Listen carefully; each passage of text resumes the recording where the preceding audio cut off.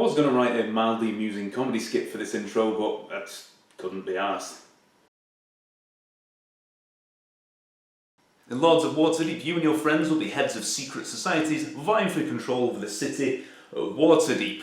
If you're a fan of the Dungeons & Dragons Forgotten Realms setting, you'll know all about this place. How do you seize control? Well, you'll be earning money and recruiting adventurers to send out on quests, which will score you points. Whoever has the most points at the end of 8 turns wins. But the good thing about this game is it's really simple, so pretty much anybody can play it, whether you give a shit about Dungeons & Dragons or not. Lords of Waterdeep is a worker placement game, and that essentially means that on your turn, you pick up one of your dudes, place him on a space on the board and take the corresponding reward. And that's pretty much it. Every turn your actions help you accumulate money and adventurers that you can convert into points further down the line.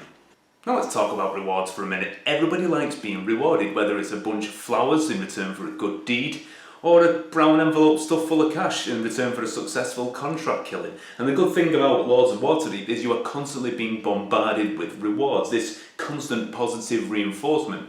Every time you take an action, you get something good. It's just really nice.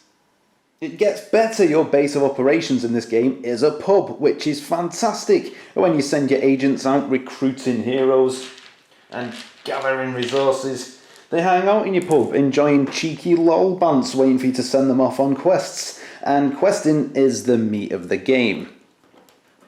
Can't pick the fucker up.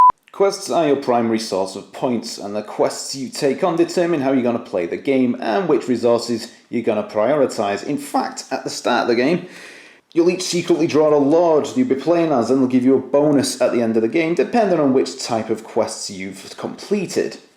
Incidentally, you don't get any of your money or adventurers back when you send them out on a quest, which does paint the picture that you're sending these poor sods off on a suicide mission for personal gain. Ah well.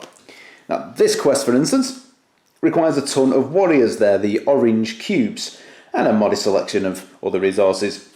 So for a few turns, you're going to try and get a monopoly on warrior recruitment, but bear in mind that only one agent can occupy a space at any one time, so any of your mates can block you, either because they need warriors themselves, or they may do it deliberately to prevent you from completing your quest.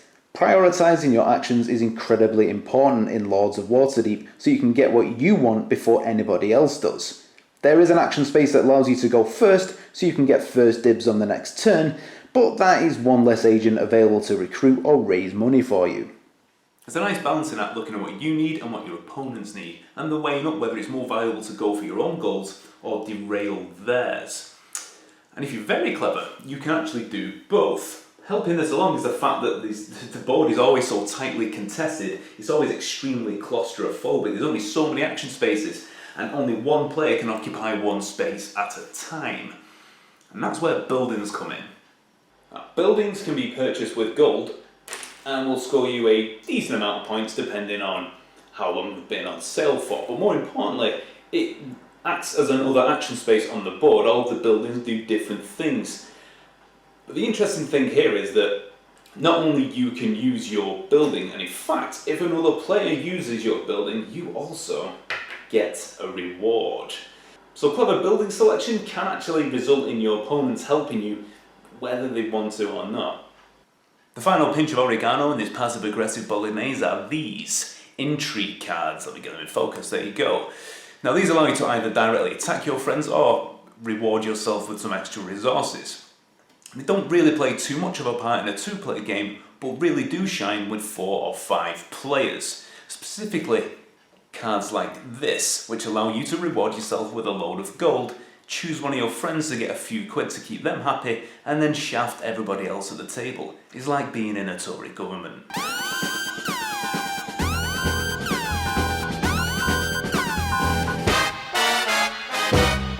The best and worst intrigue cards, depending on whether or not you're on the business end of them, are these bastards. And these are mandatory quests. Now, in Lords of Waterdeep, you can only ever complete one quest at a time, and if you have a mandatory quest in front of you, you have to complete that first. It is worth a smattering, pitiful amount of points, and it uses vital resources that would be better off used elsewhere. Timing this right and playing it at the right time can derail a points avalanche that your opponent's been working on for the last hour. And when you slip this in front of somebody with 1 or 2 turns to go, the look on their face will be priceless. Now let's talk about the owlbear in the room for a minute, and that is the theme. Now the fantasy theme can be off-putting to some, and you'd be forgiven for looking at this game at first glance and thinking the theme is actually quite thick.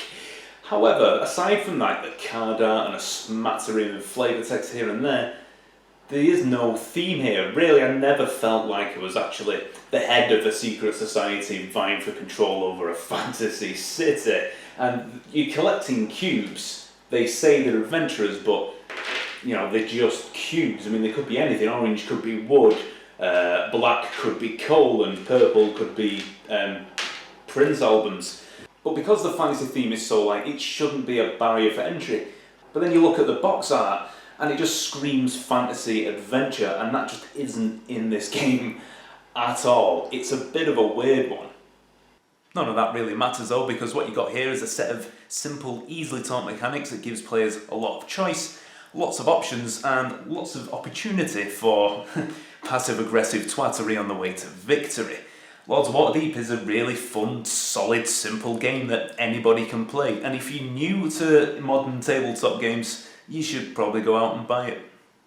Hi everyone, thank you very much for watching. My name's Chris. If you'd like to see more from me, then do click on that subscribe button. I try and upload as many videos as I can. If you'd like to go that extra step, please consider visiting my Patreon page and help to make advertisement-free YouTube content viable. Thank you very much for watching, and I'll see you next time.